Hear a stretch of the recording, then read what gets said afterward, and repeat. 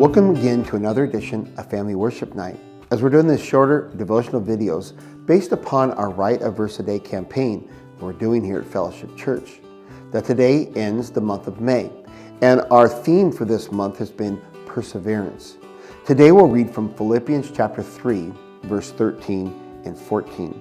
And it says this: "Brothers, I do not consider that I have made it my own, but one thing I do, forgetting what lies behind and straining forward to what lies ahead, I press on towards the goal for the prize of the upward call of God in Christ Jesus."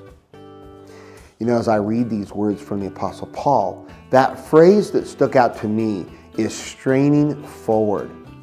I thought about it, and a couple images come to mind. Now, obviously, Paul here is talking about, or uses the imagery rather, of an athlete who strains and disciplines his life to reach the goal. Now, he talked about even that he was pressing towards the goal of the prize, which is glory or heaven. But the two things that came to mind as I thought about that phrase, straining forward, are this: one, hard work, and two, don't give up. You know, as Paul talked about his efforts in straining forward, he's talked about how he was working endlessly to make it his own. He hadn't achieved it yet, so he continued to work hard to make it his own. You know, other translations say, Paul says, I am working to take hold of it.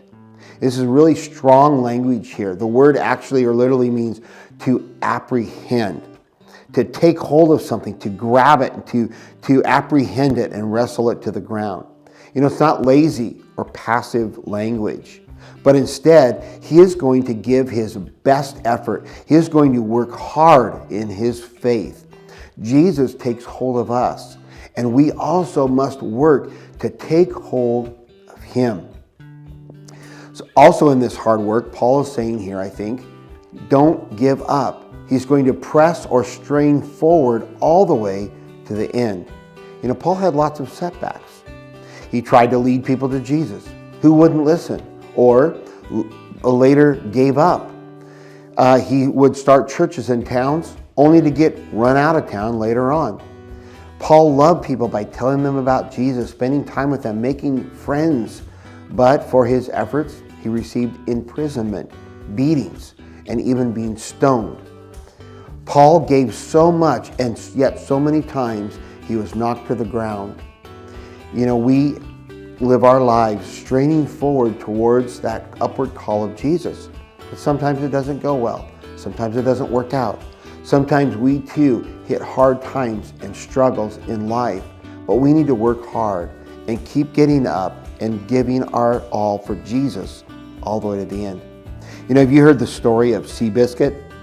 He was a racehorse that raced kind of at the latter end of the Depression. Like, I think his career went from about 1937 to 1941.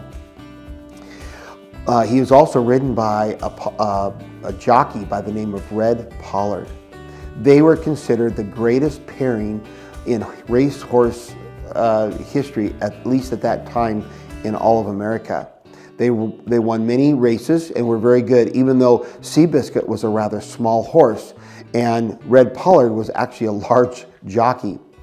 But they continued to win, and they won some of the most prestigious races in the land. That was at least until Red Pollard got injured during a training exercise when a horse he was riding got spooked. He fell off and he shattered his leg. It looked like his career was over.